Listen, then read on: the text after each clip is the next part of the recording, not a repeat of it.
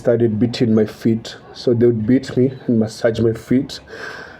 Beat me and massage my feet. I was screaming so hard, I couldn't even there was no tears coming out because of how painful it was. And one of them said, put his hand in his mouth. So they put my hand in my mouth. Then they would tell me, stop screaming. The kids are sleeping. And then to drown my screams, they opened the car because I could hear them. They were playing gospel music in the background. They beat me. Then they removed the underwear from my mouth and they started questioning me, asking my name, where are you from, why are you here, who sent you, why are you coming to destabilize our country? And then they said, weka moto. To some guy. Fagilia TV wanafagia news zote, wanakuletea vitu moto moto. Subscribe to Fagilia TV. And they were knocking and they were very violent in the knocking. And they were demanding that I go with them. And I said, I can't leave my hotel room at that hour of the night. I said, I need a lawyer. And then at 3:30 a.m., some lawyer showed up and said, oh, these people are police officers, you should go with them. And I said, no, I can't leave my room at night. And I barricaded myself in my room until morning. When morning came, I called Agather had come from a different flight, and she was in the same hotel with me. And I called Agather. I was going to check out the same day on Monday morning. So I called Agather and I said, come pick my bags for me and keep the bags in your room for safety purposes, and also because I was supposed to leave the country the same day. So Agather came to my room and picked my bags. When she picked my bags, I went downstairs and I found the same people who had come at night who were waiting for me, but there were more of them now. There were about maybe 10, 12 people who were waiting for me. They followed me to the bathroom and they wanted to arrest me. I screamed in the entire hotel and ran away back to where my colleagues were. They followed me there. They said, oh, we just need to take you for questioning. Where is your phone? I said, I don't have a phone. So they picked me up, took me to migrations, and they told me to write a statement, which I did. I was fingerprinted, photographed, and then they said, now we need to get your phone. I said, I don't have a phone. I don't know where my phone is. And they took me back to the hotel and reviewed the CCTV of the hotel, and they saw that Agather came to my room and left with my bags. And that's when Agather was arrested, taken to her room, which was ransacked. They did not find my phone or my laptop. They took us back to the immigration office, and Agather was interrogated for hours, for about 2 hours without lawyers. We went there with 3 lawyers from Tanganyika Law Society, but they were not allowed where Agatha was. They interrogated her. Around 6 p.m. I got a call from the Kenyan ambassador to Tanzania, Mr. Isaac Jenga, who told me I was going to get deported from Tanzania. And I was like, okay, I'm happy to go home. Around 6:30 or maybe some few minutes after 6, some guy came who said he was from the state office or state security, and he started beating me up. I was being beaten at the presence of my lawyers and Agatha. He started calling me saying that I'm an inmate, I'm coming to destroy their country, and I'm a problem, they're going to teach me a lesson. And then he said that we're under arrest. So we were moved from immigration office, me and Agatha, to Central Police Station, where we found a guy called, we later came to know he's called Mafuele. At the station, the beating continued in the presence of those 3 lawyers who said nothing. And they said, we must produce our phones. When Agatha was being arrested during the day, they found her phone. So they had Agatha's phone, but they did not have my phone. I did not give them my phone. I didn't even have a phone at that particular moment, but they said that they're going to teach me a lesson I'll never forget. At that session is where they said they're going to rape Agatha. That guy called Mafuele said he's going to rape Agatha. We stayed there for a couple of hours between, I think, 6 and 8, the slaps, the beatings. And then the lawyers were chased away and were told if they don't go, they'll be investigated. And then the exact words that guy told them, nyinyi tutapima uzalendo wenyu. And that meant that we're going to measure the patriotism of those particular lawyers if they did not leave the station. So the lawyers left us. And when the lawyers left us, they did not tell our families that we were being beaten and being harassed and being threatened, because Mafuele asked me in front of those lawyers, are you circumcised? I said, I'm circumcised. I said, we're going to circumcise you again. So there's a lot of threats and beatings. I was only being beaten at that station. They did not attach Agatha.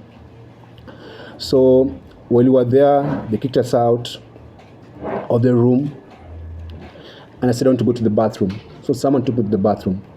The young man who took me to the bathroom told me, these guys are going to hurt you, and they're going to hurt you so bad. Give them your phone. I said, I don't have my phone. And my fear was because we had gone to Tanzania rather, with many other activists. And if I lose my phone, or if they get my phone, they get hold of everyone that I was talking to in the country. So I could not give it my phone or my laptop. So when I went back I went to the bathroom, came back, and we were told to wait outside. Maouvu made a phone call to someone, and a few minutes later, some guys came, 6 or 7 of them, very mean-looking people with one lady. It was at Dar es Salaam is very hot, but they were all wearing half jackets and they were smelling of alcohol. They looked so evil. So when we went to the central police station, there was a staircase on this side, so we came in through this staircase. But where we were, there was another private staircase, so they took us out with. They took us downstairs to the car, and we were blindfolded and handcuffed on the back. And it was a white Land Cruiser. At the back, there were like a lot of sticks and a lot of fake a number of number plates in that car. The guy across me had an AK-47. They were all in civilian clothes. So Agather sat. It was a Land Cruiser. Agather sat this seat. I was this other side in a face me position. And then they drove off. Then they took us. Drove for about 20 minutes. Then they took us to a building.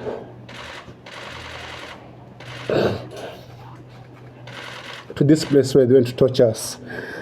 When you go there, they told me to get off the car, came out, and then they banged the door on my face. I had a mark here, I don't know if it's still there. I don't know what they were waiting for. I think they were putting some things ready. They got me out. I was still handcuffed and blindfolded, and they told me to strip naked. And I stripped naked. When I stripped naked, they removed my handcuffs, and then I was grabbed by about 4 men, and they lifted me up so fast. Before they lifted me, actually, they put some gloves on my hands. Then they lifted me up.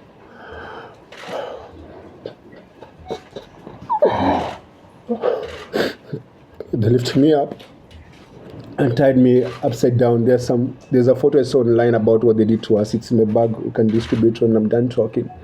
So we were put on an upside position where my legs were up like this. My body's up. I'm stark naked.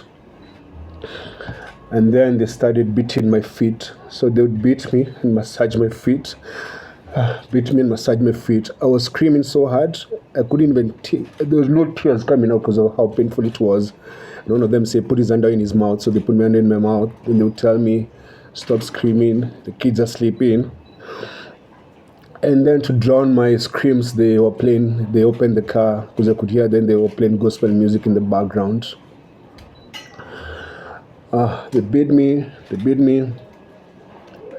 Then they removed the underwear from my mouth, and they started questioning me, asking my name, where are you from, why are you here, who sent you, why are you coming to destabilize our country? And then they said, Wekamoto. So some guy put lubricant in my rectum, in my anus, and then started inserting objects. They insert objects and pull it out.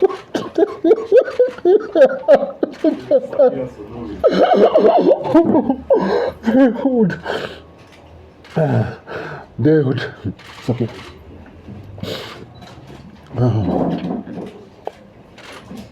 They would put objects in my anus and then say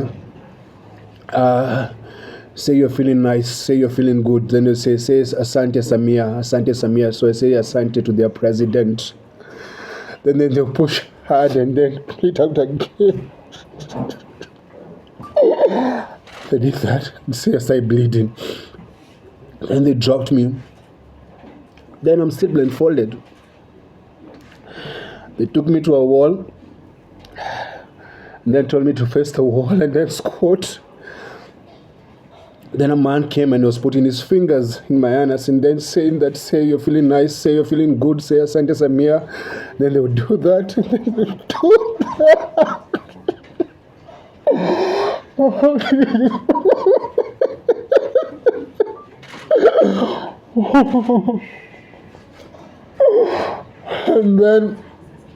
And they told me to turn around. I'm naked.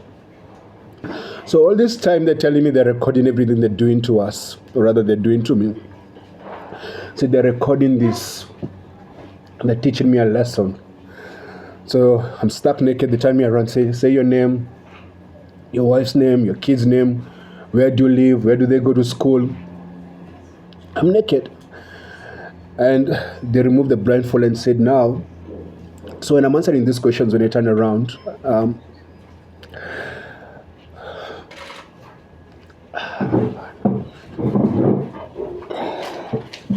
when I'm answering these questions, they are just threatening me. So like when they're abusing me, they're saying they should feel good and say thank their president for doing that to me, like Sema Sande Sana, Sande Sana. So they told me we have recorded these videos so that if you go back to your country and you say what we did to you, we shall put them online and shame you, and your kids will see this, your family will see this, everyone will see this. So while I was naked, they questioned me, asked me my email address, my passwords, everything. And because I was in so much pain and I was afraid they're going to hurt me some more, I gave them everything they wanted. Then they told me to dress up.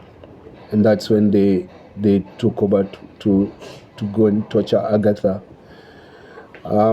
They put back the blindfold, told me to dress up. I dressed up, put back the blindfold, and then left me on the ground.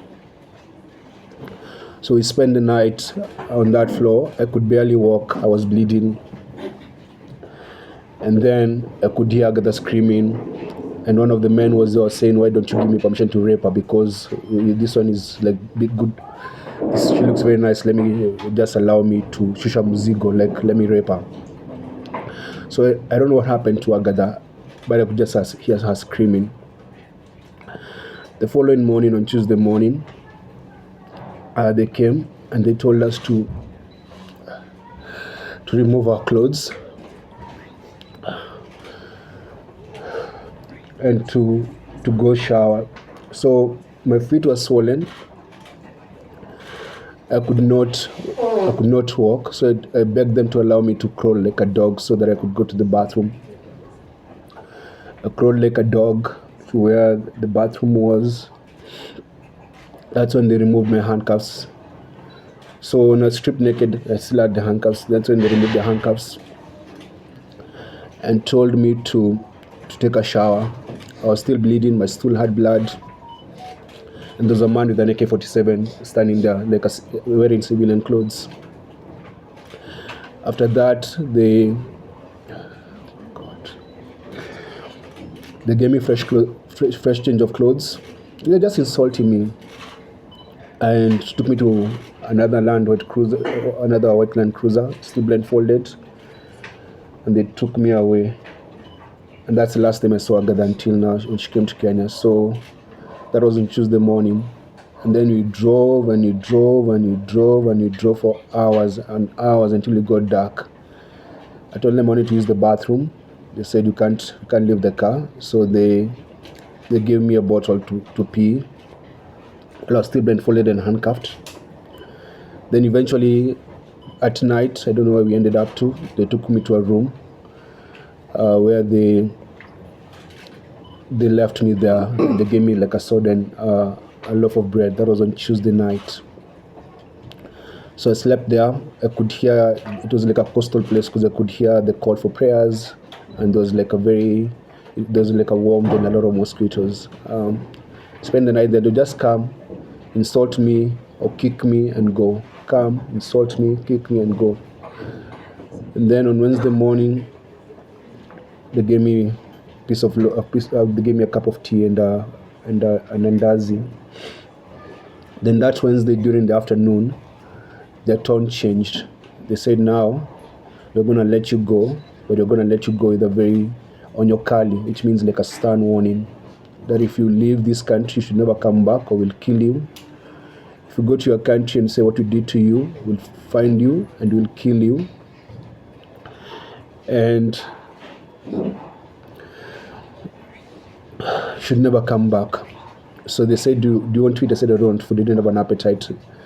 The other thing is that because every time I wanted to go to the bathroom, they'd actually go there and stand by me like they're inspecting my stool. So I didn't have any privacy. And the only time the handcuff came up is when I went to the bathroom. But the blindfold never came out. So that afternoon they gave me a painkiller. Then on Wednesday evening, they told me, now you have to learn how to walk, because I could barely walk. So they told me to remove. I was wearing open shoes. Took me outside. 4 officers surrounded me. They're all in civilian clothes. They stood there, removed the blindfold, said, now you have to walk and make sure you try and step your feet on the ground. Step your feet. Said, we're going to let you go, but don't ever come back in this country. So they taught me how to try and walk. They made me walk for like half an hour. I said, that's enough. And then the following morning, on Thursday morning, they woke me up so early, maybe around 4:35 a.m.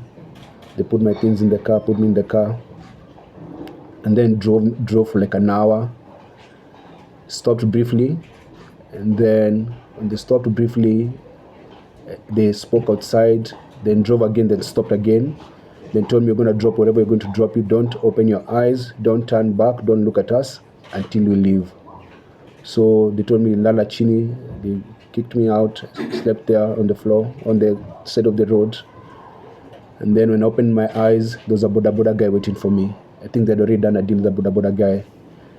That boda boda guy drove me to the border, which land was the Horo border, the Tanzania-Kenya border. When they released me, they gave me 20,000 Tanzanian shillings and 400 Kenya shillings. That's your transport.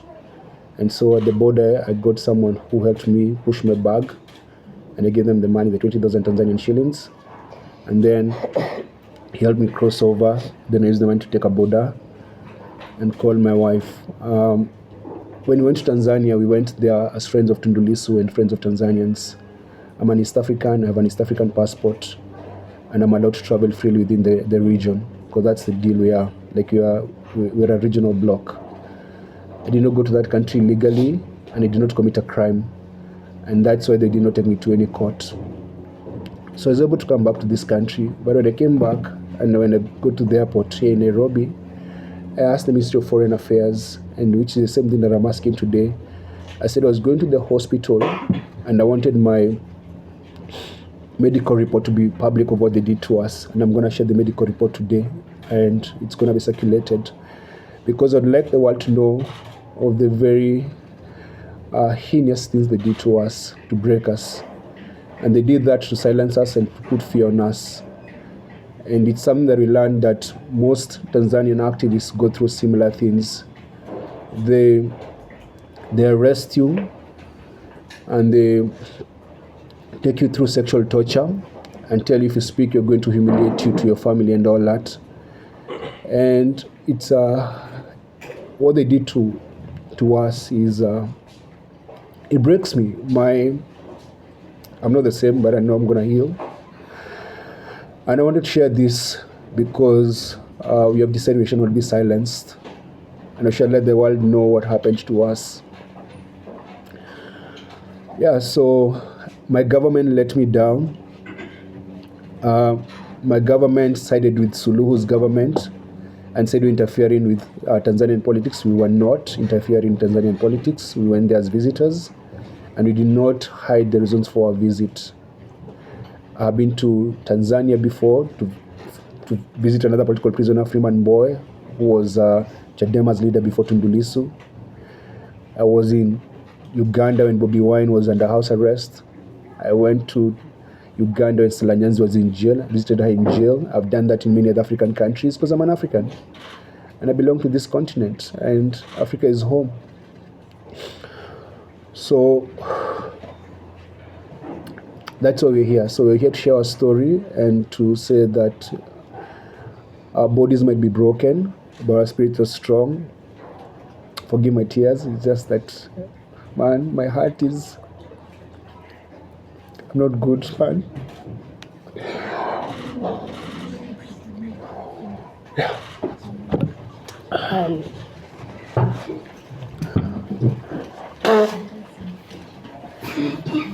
So yeah, hi everyone. I think everything Boniface has said is what I went through. Of course, everyone experiences what happens to us differently. So I will just focus on a few things that I thought about during that time. So the first time they put us in that car, the car is very dark, but they thought it important to add a blindfold. It's very tinted, very dark. Where they were putting me to sit, that's in the middle chair. There were guns. They had to first remove them so that I sit. So I am seated in the middle of two people. The one woman on that squad and another man. Boniface is behind, also in the middle of two people, and there's another two people in front. So 6 people. So they blindfolded me, and I felt like I was suffocating. It was as if they have covered my nose, my mouth, and I couldn't breathe. I'd never been blindfolded my whole life. What's funny is that I thought that they would come. I knew that they would come. I just didn't know it would come in Tanzania. I have lived looking over my shoulders in Uganda, where I have made so many powerful enemies because of my work. So it was strange that the day I had dreaded, that I had known would come someday, was coming in Tanzania, where I hadn't done absolutely anything, not even go on the street to protest, which is also right, but at least they could have that excuse. They picked me from a hotel I was in. The hotel, which was shocking, was very happy to give them everything, access to our rooms. Like it looked normal to them. The lawyers we went with, and it was good that we knew what was happening in Tanzania. It was good to appreciate, because I have never seen where lawyers cannot say anything. We left that police station. So we'd been detained at immigration office for about 4 hours. We were at a police station for another 1 hour. They dismissed the lawyers, and the lawyers came to tell me, they have told us, you are being detained overnight. We will find you here in the morning. And I'm asking them a question. On what charge? Because after 5 hours, we don't know what charge.